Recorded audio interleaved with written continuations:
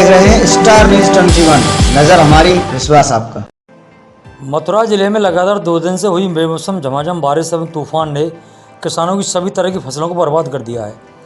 बेमौसम हुई इस बरसात से छाता क्षेत्र में नुकसानदायक साबित हुआ। इसमें किसानों की धान की फसल, सरसों, बाजरा आदि की फसल जलमग्न होकर सड़ने लगी।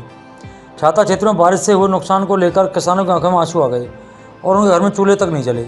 बारिश से किसानों की मेहनत पर पानी फेर दिया एवं किसानों की चिंता बढ़ा दी। किसान भुखमरी के कगार पर है। आज इसी के संबंध में आसपास क्षेत्र के सभी किसानों के साथ भारतीय किसान यूनियन टिकैत तो भारतीय महासंघ के कुछ नेता दीपक चौधरी व भारतीय किसान यूनियन अम्बावता के तहसील अध्यक्ष संतराम सिंह अदाना के नेतृत्व में काफ़ी संख्या में किसानों ने तहसील मुख्यालय पर पहुंचकर उत्तर प्रदेश सरकार के मुख्यमंत्री योगी आदित्यनाथ के नाम उप जिलाधिकारी छाता हनुमान प्रसाद मौर्य को अपने 3 सूत्रीय मांगों के संबंध में ज्ञापन सौंपा।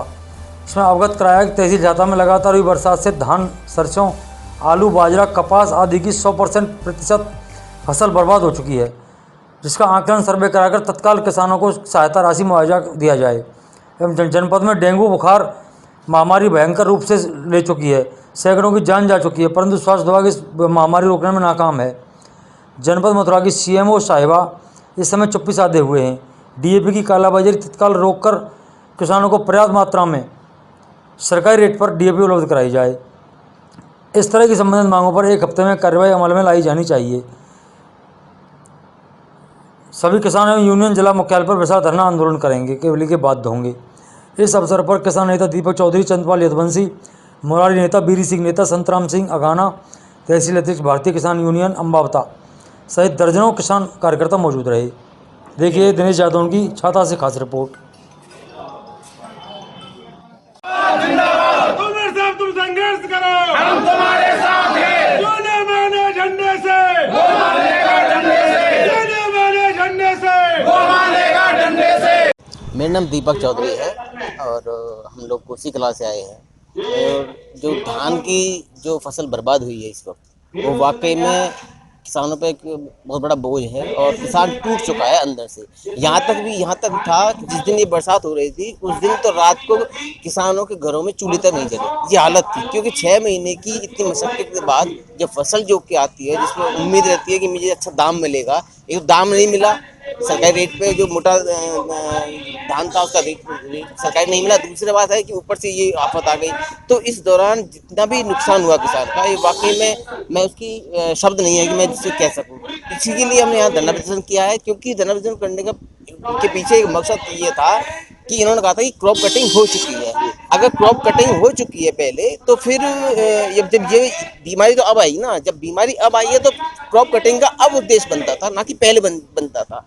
एक तो हमारी बात ये रहे कि सभी समान रूप से कोई गांव अछूता ना रहे, कोई भी व्यक्ति अछूता ना रहे, क्योंकि फसल बहुत ज़्यादा बर्बाद हुई है। एक बात। दूसरी बात, जो डीएपी की जो कालाबाजारी हो रही है, ये वाकई में एक बहुत चिंता का विषय है। और उसकी सोसाइटियों पे से सुनने में आ रहा था कि उन्होंने ब्लैक में बेचा है। मैं 1700 1800 रुपये में एक कट्टा इन्होंने बेचा है। तो ये कालाबाजारी रोकी जाए। सबसे जो एक और महत्वपूर्ण हमारा जो मांग है, वो छाता शुगर मिल। छाता शुगर मिल आज अगर चालू हो रही होती, हमारे बीच में होती, तो शायद वो पक्की फसल है, तो शायद हमें आज हमें धरने पे नहीं बैठना पड़ता। क्योंकि धान तो एक कच्ची फसल है जो कि प्रकृति पर डिपेंड है, लेकिन गन्ने की फसल कहीं ना कहीं तो पक्की फसल है। अगर इस पर कितनी बरसात हो जाए, कितनी भी सूखा आ जाए, लेकिन गन्ने की फसल पर कोई प्रभाव नहीं पड़ता है। तो सरकार उसका बजट दे और बजट देने के बाद उसको विधिवत चालू करे, जैसा कि उन्होंने अपने वरिष्ठ नेताओं ने, यहाँ तक कि राजनाथ सिंह जी ने भी 14 में कहा था, ये अपनी इनके मैनिफेस्टो में था। उस सब चीज़ को भूल चुके हैं, सत्ता की नशे में चूर हैं। लेकिन अगर किसान की पीठ में तुम छुरा घोंपोगे तो ये किसान तुम्हें सत्ता पर बैठाना जानता है, तो सत्ता से उतारना भी तुम्हें जानता है।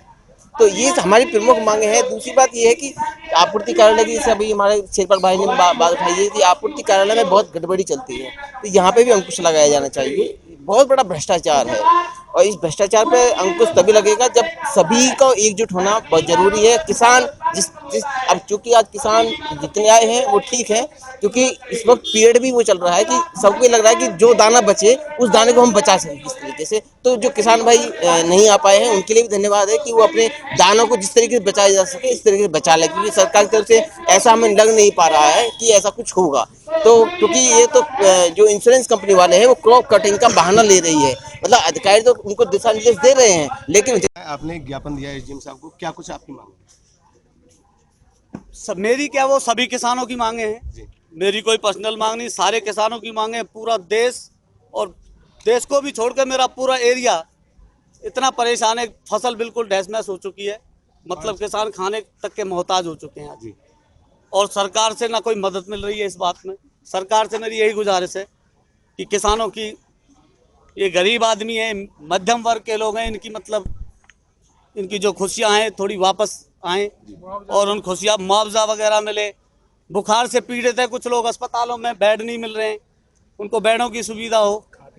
और खाद डीएपी के लिए इतने मोहताज हैं कि दूसरे प्रांत तक जाना पड़ रहा है, वो रोकी जाए कालाबाजारी जो खाद की है। विशेष इन बातों पर ध्यान दिया जाए। एसडीएम साहब से मेरी यही गुजारिश थी। अच्छा, तो क्या आश्वासन दिया एसडीएम साहब ने आपको? एसडीएम साहब ने कहा है, आश्वासन दिया है, आगे देखते हैं उस पर। जो कितने गांव के किसान हैं आपके साथ? मेरे साथ किसान जो पीड़ित है ना, वो हर किसान मेरे साथ है, किसी भी गांव का हो। मेरे गांव से ही मतलब नहीं है, मेरे गांव में 3-4 हजार किसान हैं, वो उससे भी कोई मतलब नहीं। जो हर पीड़ित जिस गांव का किसान है वो मेरे साथ। भारतीय किसान यूनियन की ओर से ज्ञापन दिया गया है। इसमें इनकी 3 मुख्य मांगे हैं। एक तो अभी बरसात से इनकी फसल का नुकसान हुआ है, इनका कहना है कि इसके बारे में जांच करा ली जाए, मुआवजा दिया जाए। दूसरा डेंगू को लेकर के है कि छिड़काव वगैरह गाँव में कराया जाए। तीसरा इनके द्वारा डीएपी खाद को लेकर के समस्या बताई गई है। इन तीनों मामलों को मैंने देखा है और इस तीनों पर मैं काम कर भी रहा हूँ। ये तीनों संवेदनशील मामले हैं और मैंने गंभीरता से लिया है। मैंने किसानों को भी आश्वस्त किया है कि आप लोग निश्चिंत रहें, मेरे द्वारा सर्वे किया जा रहा है, नियमानुसार जो भी मदद हो सकती है पूरी तरह से मदद की जाएगी। जब तक दुखी किसान रहेगा, जब तक दुखी